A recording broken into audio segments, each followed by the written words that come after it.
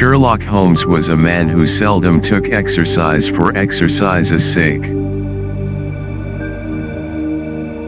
Few men were capable of greater muscular effort, and he was undoubtedly one of the finest boxers of his weight that I have ever seen, but he looked upon aimless bodily exertion as a waste of energy. And he seldom bestirred himself save when there was some professional object to be served. Then he was absolutely untiring and indefatigable. That he should have kept himself in training under such circumstances is remarkable, but his diet was usually of the sparest, and his habits were simple to the verge of austerity. Save for the occasional use of cocaine, he had no vices, and he only turned to the drug as a protest against the monotony of existence when cases were scanty and the papers uninteresting. One day in early spring he had so far relaxed as to go for a walk with me in the park, where the first faint shoots of green were breaking out upon the elms, and the sticky spearheads of the chestnuts were just beginning to burst into their five-fold leaves. For 2 hours we rambled about together, in silence for the most part, as befits two men who know each other intimately. It was nearly 5 before we were back in Baker Street once more. "Beg pardon, sir," said our page boy, as he opened the door. "There's been a gentleman here asking for you, sir."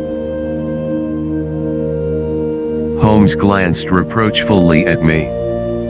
"So much for afternoon walks," said he. "Has this gentleman gone, then?" "Yes, sir." "Didn't you ask him in?" Adventure to the yellow face. "Yes, sir, he came in." "How long did he wait?" "Half an hour, sir. He was a very restless gentleman, sir, a walkin' and a stampin' all the time he was here. I was waitin' outside the door, sir, and I could hear him. At last he outs into the passage, and he cries, 'Is that man never goin' to come?' Those were his very words, sir. You'll only need to wait a little longer, says I. Then I'll wait in the open air, for I feel half choked, says he. I'll be back before long. And with that he ups and he outs, and all I could say wouldn't hold him back. Well, you did your best, said Holmes, as we walked into our room. It's very annoying, though, Watson. I was badly in need of a case, and this looks, from the man's impatience, as if it were of importance. Hello. That's not your pipe on the table. He must have left his behind him. A nice old briar with a good long stem of what the tobacconists call ember. I wonder how many real ember mouthpieces there are in London? Some people think that a fly in it is a sign. Well, he must have been disturbed in his mind to leave a pipe behind him which he evidently values highly. How do you know that he values it highly? I asked.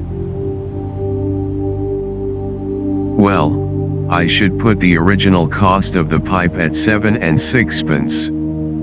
Now it has, you see, been twice mended, once in the wooden stem and once in the amber.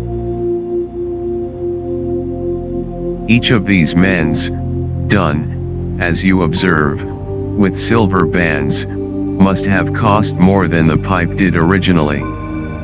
The man must value the pipe highly when he prefers to patch it up rather than buy a new one with the same money. Anything else? I asked, for Holmes was turning the pipe about in his hand, and staring at it in his peculiar pensive way. He held it up and tapped on it with his long, thin forefinger, as a professor might who was lecturing on a bone. Pipes are occasionally of extraordinary interest, said he. Nothing has more individuality, save perhaps watches and bootlaces. The indications here, however, are neither very marked nor very important. The owner is obviously a muscular man, left-handed, with an excellent set of teeth, careless in his habits, and with no need to practice economy. My friend threw out the information in a very offhand way, but I saw that he cocked his eye at me to see if I had followed his reasoning. You think a man must be well-to-do if he smokes a 7-shilling pipe, said I. This is Grosvenor mixture at 8p an ounce, Holmes answered, knocking a little out on his palm. As he might get an excellent smoke for half the price, he has no need to practice economy. And the other points? He has been in the habit of lighting his pipe at lamps and gas jets. You can see that it is quite charred all down one side. Of course a match could not have done that. Why should a man hold a match to the side of his pipe? But you cannot light it at a lamp without getting the bowl charred. And it is all on the right side of the pipe. From that I gather that he is a left-handed man. You hold your own pipe to the lamp, and see how naturally you, being right-handed, hold the left side to the flame. You might do it once the other way, but not as a constancy. This has always been held so. Then he has bitten through his amber. It takes a muscular, energetic fellow, and one with a good set of teeth, to do that. But if I am not mistaken I hear him upon the stair, so we shall have something more interesting than his pipe to study. An instant later our door opened, and a tall young man entered the room. He was well but quietly dressed in a dark grey suit, and carried a brown wide awake in his hand. I should have put him at about 30, though he was really some years older. I beg your pardon, said he, with some embarrassment. I suppose I should have knocked. Yes, of course I should have knocked. The fact is that I am a little upset, and you must put it all down to that. He passed his hand over his forehead like a man who is half dazed, and then fell rather than sat down upon a chair. I can see that you have not slept for a night or two, said Holmes, in his easy, genial way. That tries a man's nerves more than work, and more even than pleasure. May I ask how I can help you? I wanted your advice, sir. I don't know what to do and my whole life seems to have gone to pieces. You wish to employ me as a consulting detective. Not that only. I want your opinion as a judicious man, as a man of the world. I want to know what I ought to do next. I hope to God you'll be able to tell me. He spoke in little, sharp, jerky outbursts, and it seemed to me that to speak at all was very painful to him, and that his will all through was overriding his inclinations. "It's a very delicate thing," said he. "One does not like to speak of one's domestic affairs to strangers. It seems dreadful to discuss the conduct of one's wife with two men whom I have never seen before. It's horrible to have to do it. But I've got to the end of my tether, and I must have advice."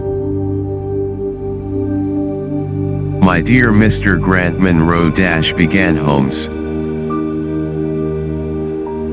Our visitor sprang from his chair. "What?" he cried. "You know my name."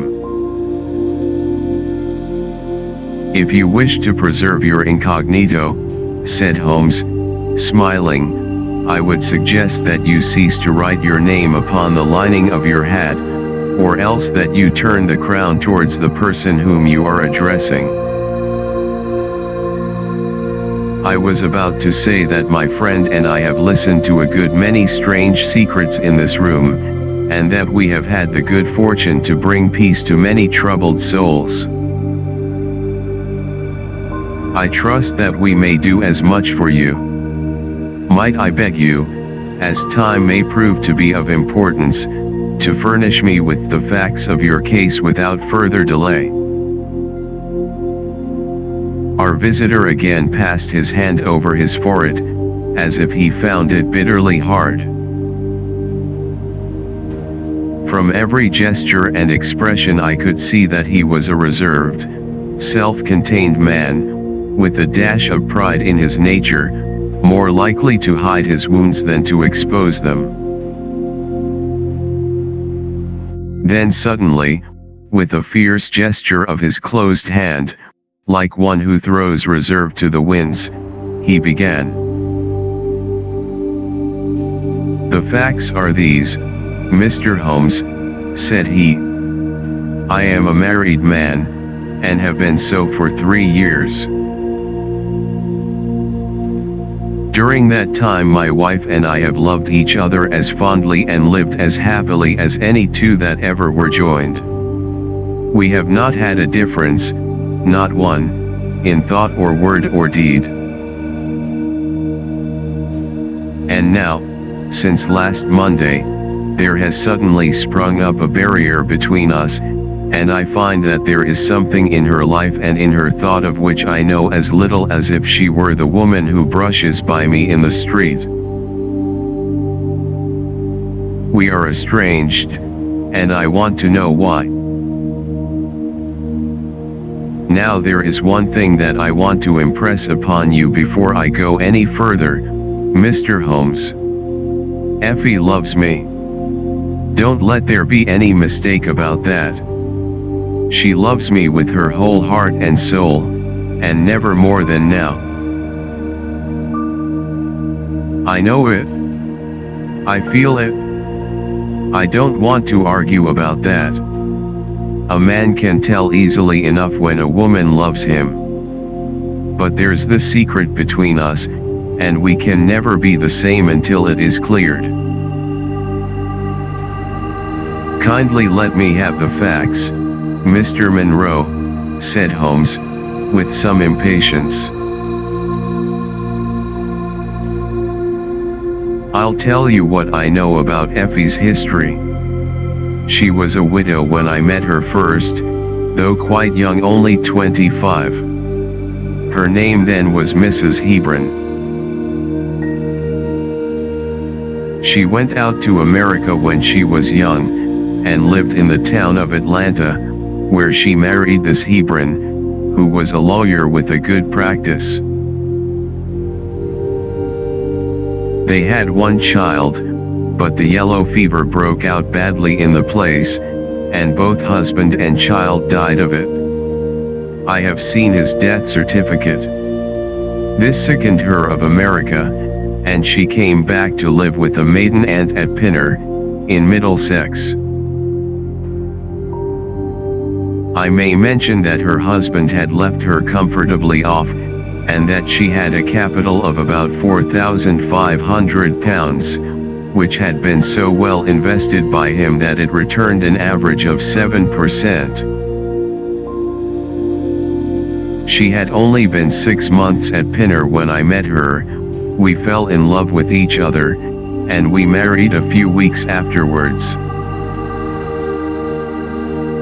I am a hop merchant myself, and as I have an income of 700 or 800, we found ourselves comfortably off, and took a nice £80 a year villa at Norbury. Our little place was very countrified, considering that it is so close to town. We had an inn and 2 houses a little above us, and a single cottage at the other side of the field which faces us, and except those there were no houses until you got halfway to the station. My business took me into town at certain seasons, but in summer I had less to do, and then in our country home my wife and I were just as happy as could be wished. I tell you that there never was a shadow between us until this accursed affair began. There's one thing I ought to tell you before I go further. When we married, my wife made over all her property to me rather against my will, for I saw how awkward it would be if my business affairs went wrong. However, she would have it so, and it was done. Well, about 6 weeks ago she came to me. "Jack," said she, "when you took my money you said that if ever I wanted any I was to ask you for it." "Certainly," said I, "it's all your own." "Well," said she, "I want £100. I was a bit staggered at this, for I had imagined it was simply a new dress or something of the kind that she was after. "What on earth for?"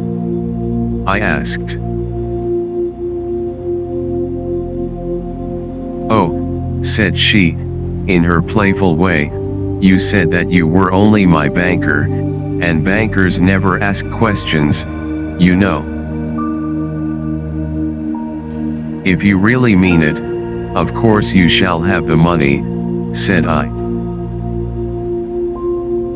"Oh, yes, I really mean it." "And you won't tell me what you want it for?" "Someday, perhaps, but not just at present, Jack." So I had to be content with that, though it was the first time that there had ever been any secret between us. I gave her a check, and I never thought any more of the matter. It may have nothing to do with what came afterwards, but I thought it only right to mention it. Well, I told you just now that there is a cottage not far from our house. There is just a field between us, but to reach it you have to go along the road and then turn down a lane.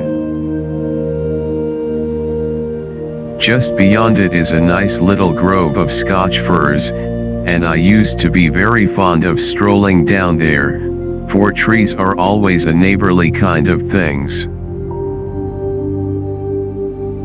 The cottage had been standing empty this 8 months, and it was a pity, for it was a pretty 2-storied place, with an old-fashioned porch and honeysuckle about it. I have stood many a time and thought what a neat little homestead it would make. Well, last Monday evening I was taking a stroll down that way, when I met an empty van coming up the lane, and saw a pile of carpets and things lying about on the grass plot beside the porch. It was clear that the cottage had at last been let. I walked past it, and wondered what sort of folk they were who had come to live so near us. And as I looked, I suddenly became aware that a face was watching me out of one of the upper windows. I don't know what there was about that face, Mr. Holmes, but it seemed to send a chill right down my back.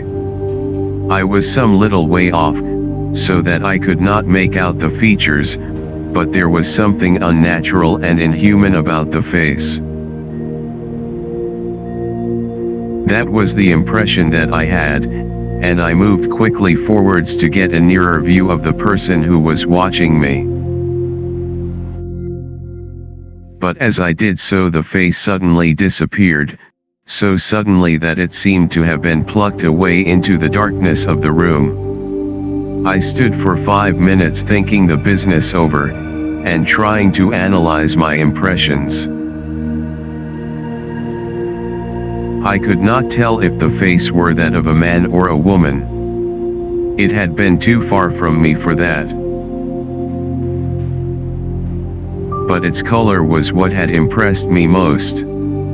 It was of a livid chalky white, and with something set and rigid about it which was shockingly unnatural. So disturbed was I that I determined to see a little more of the new inmates of the cottage.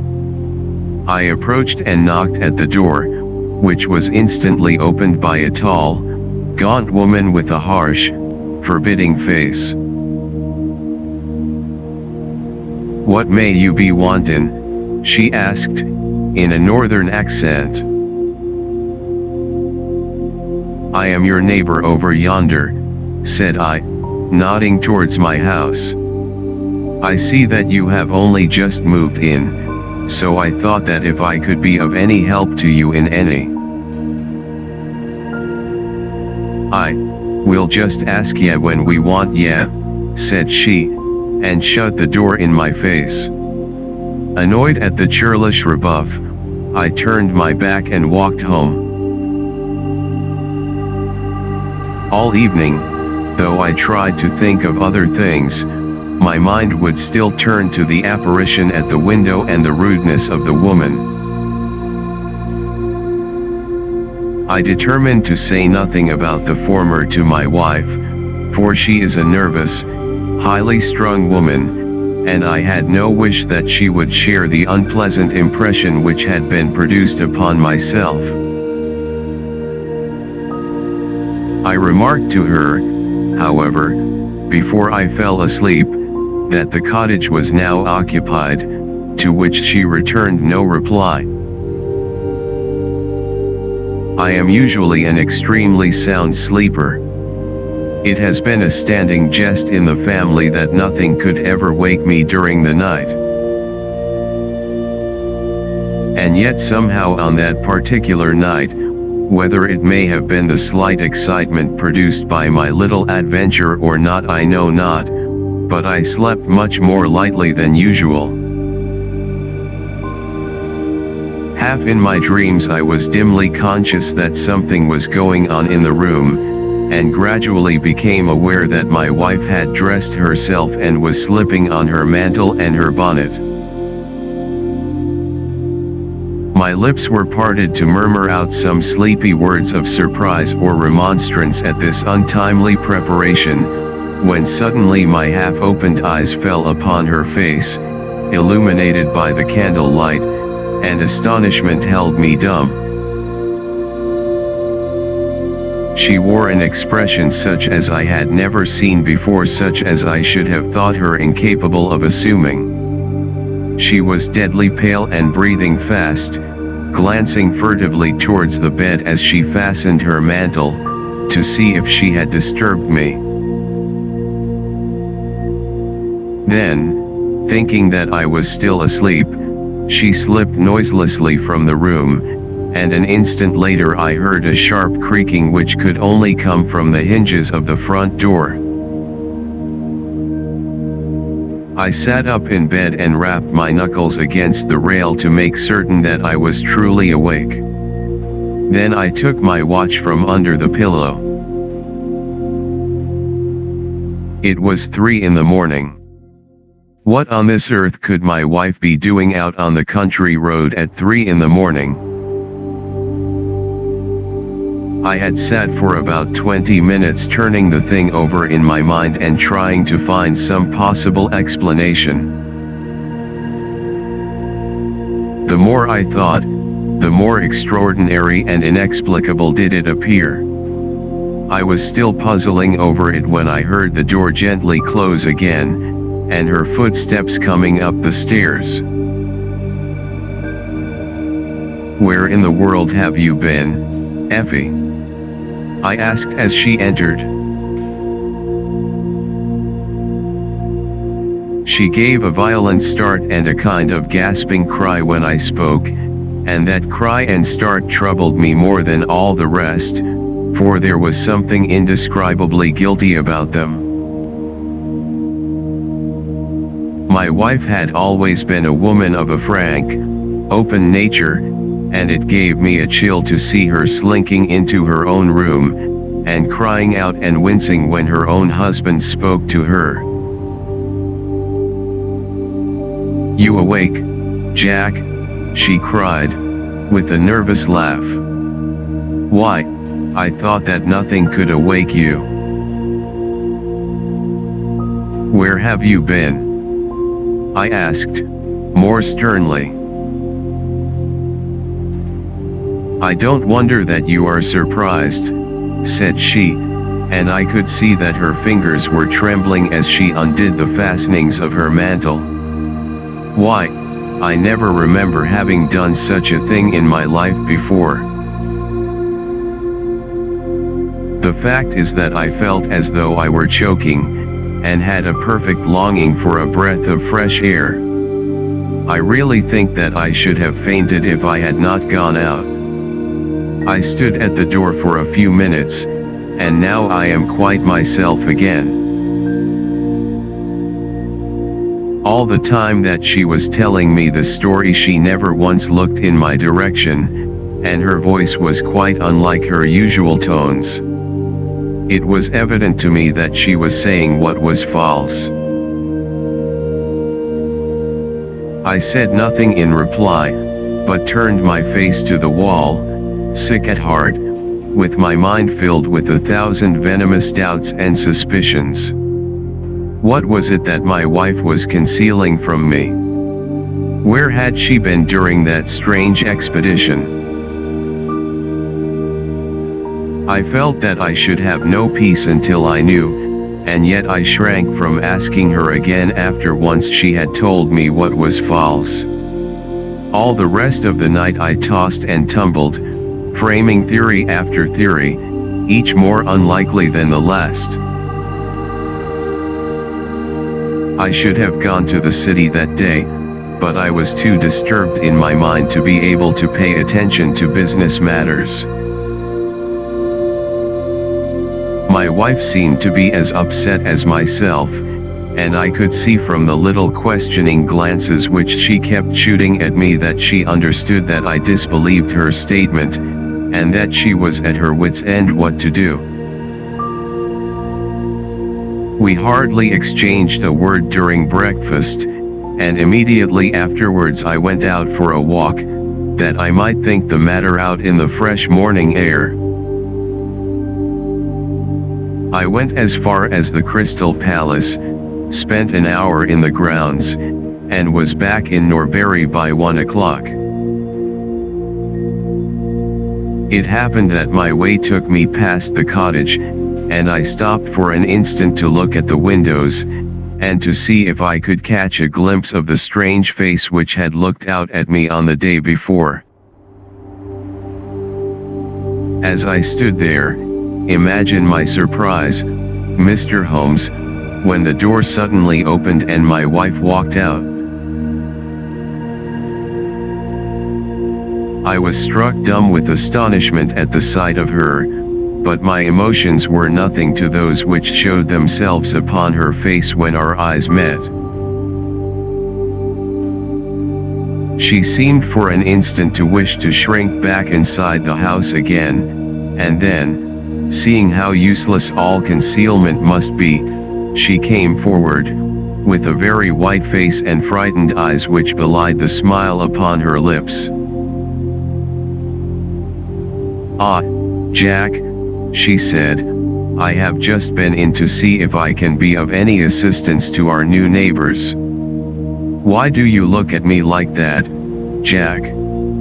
You are not angry with me?" "So," said I, "this is where you went during the night." "What do you mean?" she cried. "You came here. I am sure of it. Who are these people, that you should visit them at such an hour?" "I have not been here before." "How can you tell me what you know is false?" I cried. "Your very voice changes as you speak. When have I ever had a secret from you? I shall enter that cottage, and I shall probe the matter to the bottom." "No, no, Jack, for God's sake," she gasped, in uncontrollable emotion. Then, as I approached the door, she seized my sleeve and pulled me back with convulsive strength. "I implore you not to do this, Jack," she cried. "I swear that I will tell you everything someday, but nothing but misery can come of it if you enter that cottage." Then, as I tried to shake her off, she clung to me in a frenzy of entreaty. "Trust me, Jack," she cried. "Trust me only this once. You will never have cause to regret it. You know that I would not have a secret from you if it were not for your own sake. Our whole lives are at stake in this. If you come home with me, all will be well. If you force your way into that cottage, all is over between us." There was such earnestness, such despair, in her manner that her words arrested me, and I stood irresolute before the door. "I will trust you on one condition, and on one condition only," said I at last. "It is that this mystery comes to an end from now. You are at liberty to preserve your secret, but you must promise me that there shall be no more nightly visits, no more doings which are kept from my knowledge." "I am willing to forget those which are past if you will promise that there shall be no more in the future."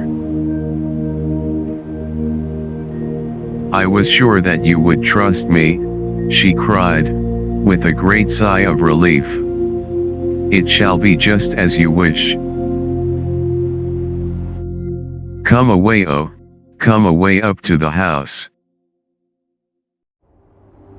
Still pulling at my sleeve, she led me away from the cottage. As we went I glanced back, and there was that yellow livid face watching us out of the upper window. What link could there be between that creature and my wife? Or how could the coarse, rough woman whom I had seen the day before be connected with her? It was a strange puzzle, and yet I knew that my mind could never know ease again until I had solved it. For 2 days after this I stayed at home, and my wife appeared to abide loyally by our engagement, for, as far as I know, she never stirred out of the house. On the 3rd day, however, I had ample evidence that her solemn promise was not enough to hold her back from the secret influence which drew her away from her husband and her duty. I had gone into town on that day, but I returned by the 2.40 instead of the 3.36, which is my usual train. As I entered the house, the maid ran into the hall with a startled face. "Where is your mistress?" I asked. "I think that she has gone out for a walk," she answered. My mind was instantly filled with suspicion. I rushed upstairs to make sure that she was not in the house.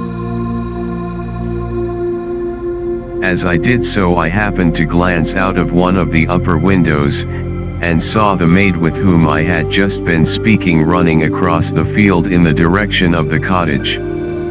Then of course I saw exactly what it all meant. My wife had gone over there, and had asked the servant to call her if I should return. Tingling with anger, I rushed down and hurried across, determined to end the matter once and forever. I saw my wife and the maid hurrying back along the lane, but I did not stop to speak with them. In the cottage lay the secret which was casting a shadow over my life. I vowed that, come what might, it should be a secret no longer. I did not even knock when I reached it, but turned the handle and rushed into the passage. It was all still and quiet upon the ground floor. In the kitchen a kettle was singing on the fire, and a large black cat lay coiled up in the basket, but there was no sign of the woman whom I had seen before. I ran into the other room, but it was equally deserted. Then I rushed up the stairs, only to find 2 other rooms empty and deserted at the top. There was no one at all in the whole house. The furniture and pictures were of the most common and vulgar description, save in the one chamber at the window of which I had seen the strange face. That was comfortable and elegant, and all my suspicions rose into a fierce bitter flame when I saw that on the mantelpiece stood a copy of a full-length photograph of my wife, which had been taken at my request only 3 months ago. I stayed long enough to make certain that the house was absolutely empty. Then I left it, feeling a weight at my heart such as I had never had before. My wife came out into the hall as I entered my house, but I was too hurt and angry to speak with her, and pushing past her, I made my way into my study. She followed me, however, before I could close the door. "I am sorry that I broke my promise, Jack," said she, "but if you knew all the circumstances I am sure that you would forgive me." "Tell me everything, then," said I. "I cannot, Jack, I cannot," she cried. "Until you tell me who it is that has been living in that cottage, and who it is to whom you have given that photograph, there can never be any confidence between us," said I, and breaking away from her, I left the house. That was yesterday, Mr. Holmes, and I have not seen her since, nor do I know anything more about this strange business. It is the first shadow that has come between us, and it has so shaken me that I do not know what I should do for the best. Suddenly this morning it occurred to me that you were the man to advise me, so I have hurried to you now, and I place myself unreservedly in your hands. If there is any point which I have not made clear, pray question me about it. But, above all, tell me quickly what I am to do, for this misery is more than I can bear."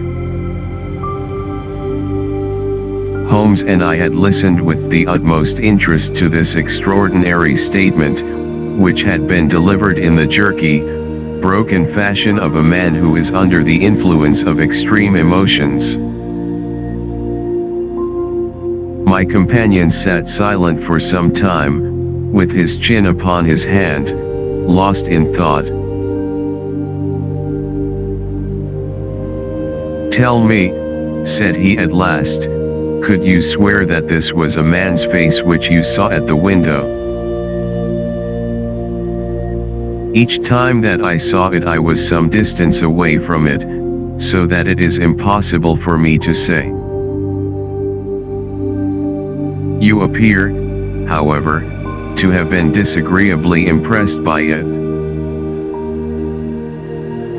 "It seemed to be of an unnatural color, and to have a strange rigidity about the features. When I approached, it vanished with a jerk." "How long is it since your wife asked you for £100?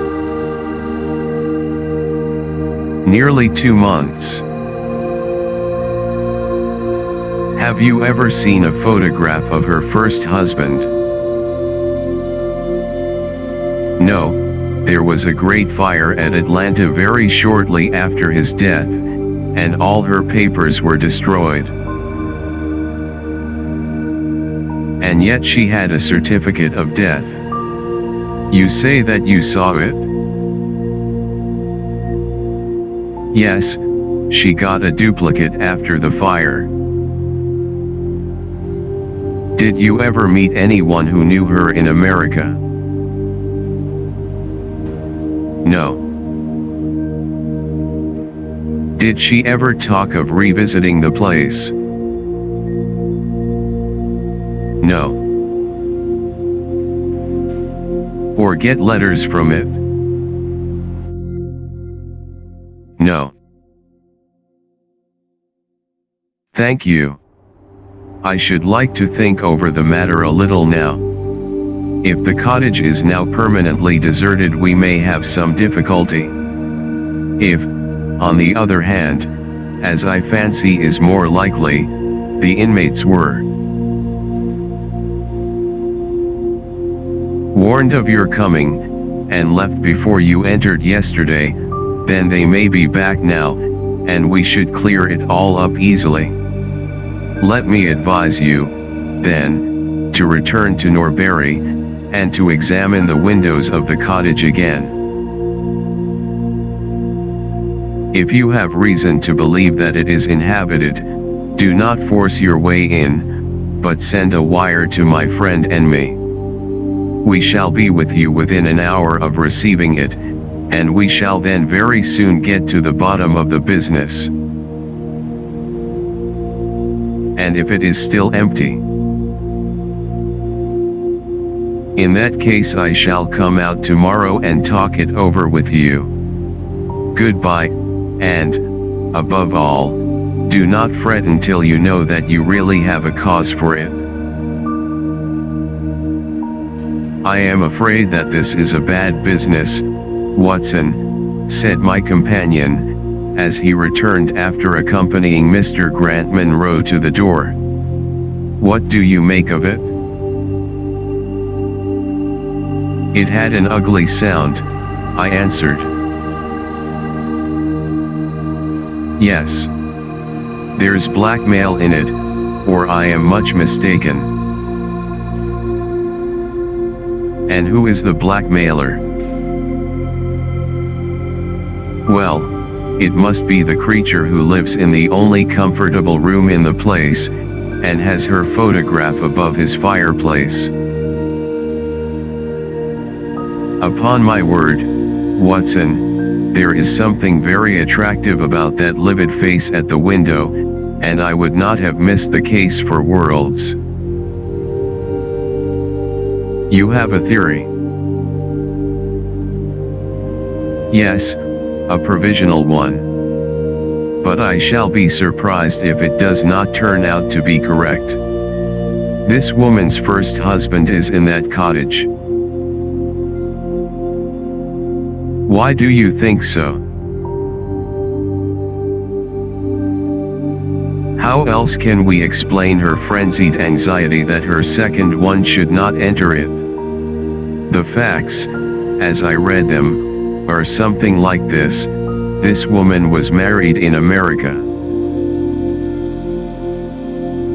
Her husband developed some hateful qualities, or shall we say that he contracted some loathsome disease, and became a leper or an imbecile. She flies from him at last, returns to England, changes her name, and starts her life, as she thinks, afresh.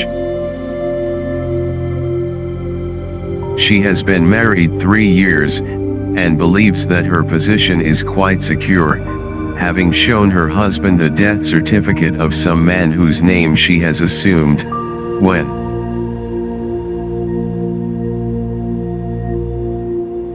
suddenly her whereabouts is discovered by her first husband, or, we may suppose, by some unscrupulous woman who has attached herself to the invalid.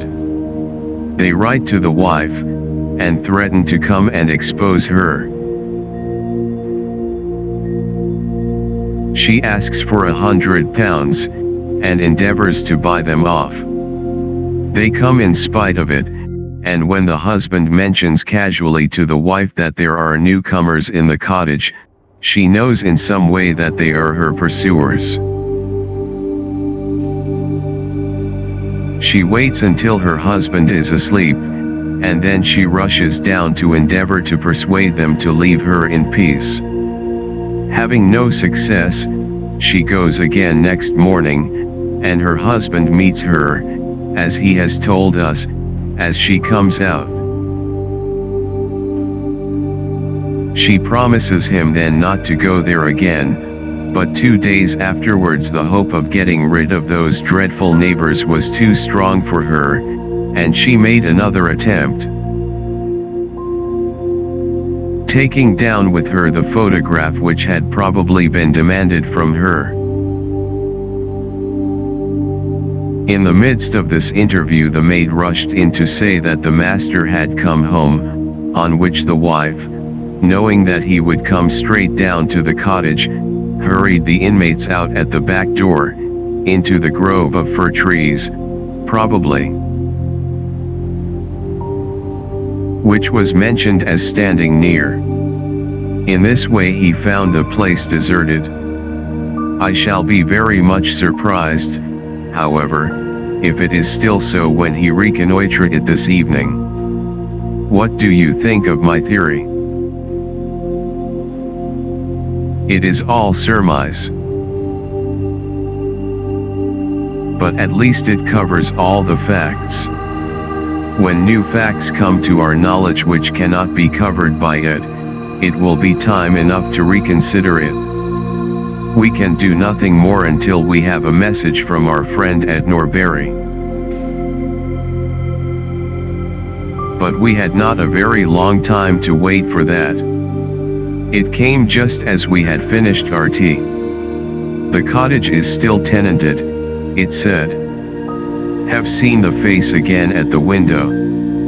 Will meet the 7 o'clock train, and will take no steps until you arrive.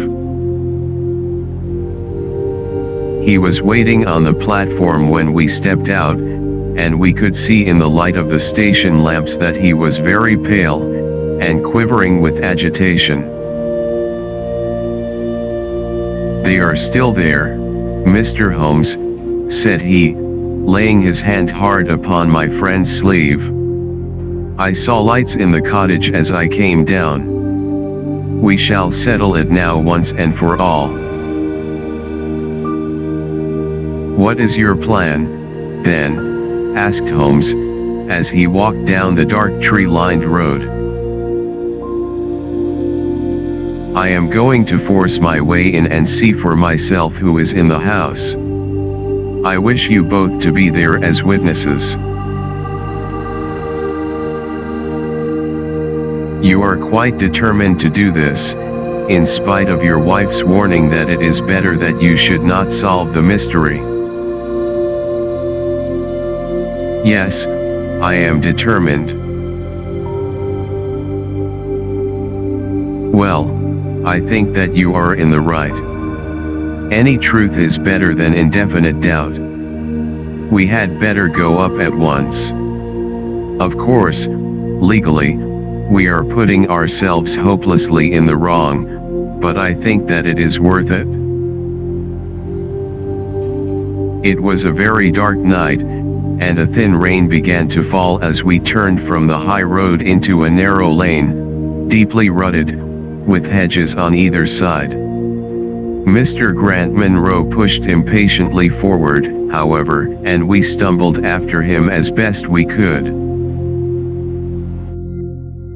"There are the lights of my house," he murmured, pointing to a glimmer among the trees. "And here is the cottage which I am going to enter." We turned a corner in the lane as he spoke, and there was the building close beside us. A yellow bar falling across the black foreground showed that the door was not quite closed, and one window in the upper story was brightly illuminated. As we looked, we saw a dark blur moving across the blind. "There is that creature," cried Grant Munro. "You can see for yourselves that someone is there. Now follow me, and we shall soon know all." We approached the door, but suddenly a woman appeared out of the shadow and stood in the golden track of the lamplight. I could not see her face in the darkness, but her arms were thrown out in an attitude of entreaty. "For God's sake, don't, Jack," she cried. "I had a presentiment that you would come this evening. Think better of it, dear. Trust me again, and you will never have cause to regret it." "I have trusted you too long, Effie," he cried, sternly. "Leave go of me. I must pass you. My friends and I are going to settle this matter once and forever." He pushed her to one side, and we followed closely after him. As he threw the door open, an old woman ran out in front of him and tried to bar his passage, but he thrust her back, and an instant afterwards we were all upon the stairs. Grant Munro rushed into the lighted room at the top, and we entered at his heels. It was a cozy, well-furnished apartment, with 2 candles burning upon the table and 2 upon the mantelpiece. In the corner, stooping over a desk, there sat what appeared to be a little girl. Her face was turned away as we entered, but we could see that she was dressed in a red frock, and that she had long white gloves on.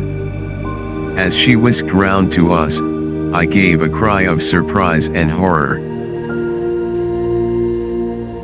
The face which she turned towards us was of the strangest livid tint, and the features were absolutely devoid of any expression.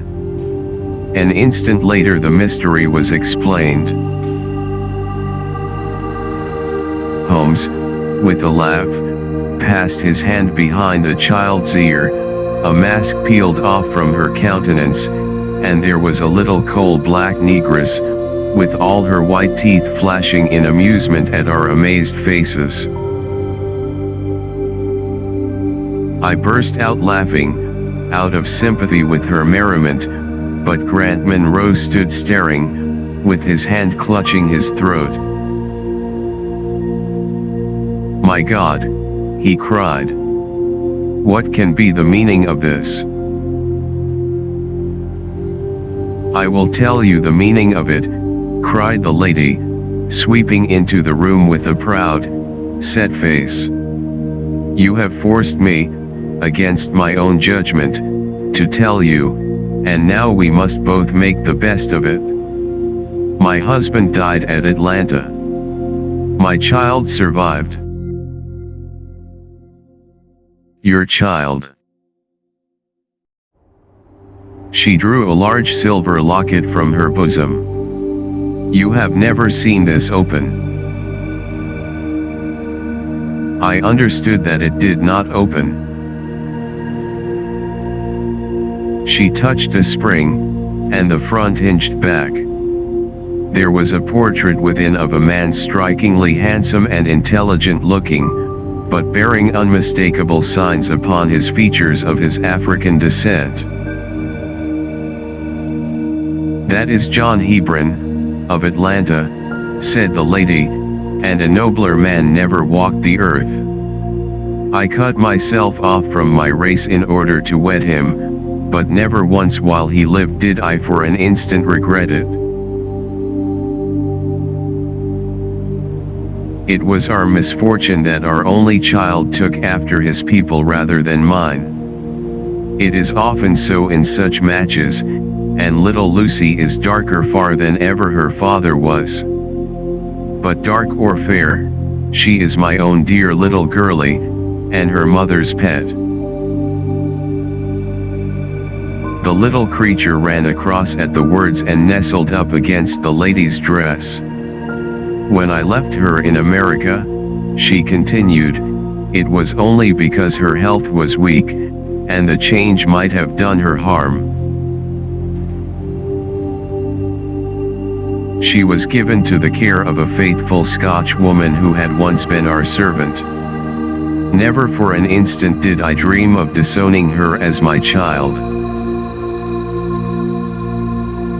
But when chance threw you in my way, Jack, and I learned to love you, I feared to tell you about my child. God forgive me, I feared that I should lose you, and I had not the courage to tell you. I had to choose between you, and in my weakness I turned away from my own little girl. For 3 years I have kept her existence a secret from you, but I heard from the nurse, and I knew that all was well with her. At last, however, there came an overwhelming desire to see the child once more. I struggled against it, but in vain. Though I knew the danger, I determined to have the child over, if it were but for a few weeks. I sent £100 to the nurse, and I gave her instructions about this cottage, so that she might come as a neighbor, without my appearing to be in any way connected with her. I pushed my precautions so far as to order her to keep the child in the house during the daytime, and to cover up her little face and hands so that even those who might see her at the window should not gossip about there being a black child in the neighborhood. If I had been less cautious I might have been more wise, but I was half crazy with fear that you should learn the truth. It was you who told me first that the cottage was occupied. I should have waited for the morning, but I could not sleep for excitement, and so at last I slipped out, knowing how difficult it is to awake you. But you saw me go, and that was the beginning of my troubles. Next day you had my secret at your mercy, but you nobly refrained from pursuing your advantage. 3 days later, however, the nurse and child only just escaped from the back door as you rushed in at the front one. And now tonight you at last know all, and I ask you what is to become of us, my child and me. She clasped her hands and waited for an answer. It was a long 10 minutes before Grant Munro broke the silence, and when his answer came it was one of which I love to think. He lifted the little child, kissed her, and then, still carrying her, He held his other hand out to his wife and turned towards the door. "We can talk it over more comfortably at home," said he. "I am not a very good man, Effie, but I think that I am a better one than you have given me credit for being." Holmes and I followed them down the lane, and my friend plucked at my sleeve as we came out. "I think," said he, "that we shall be of more use in London than in Norbury." Not another word did he say of the case until late that night, when he was turning away, with his lighted candle, for his bedroom. "Watson," said he, "if it should ever strike you that I am getting a little overconfident in my powers, or giving less pains to a case than it deserves, kindly whisper Norbury in my ear, and I shall be infinitely obliged to you."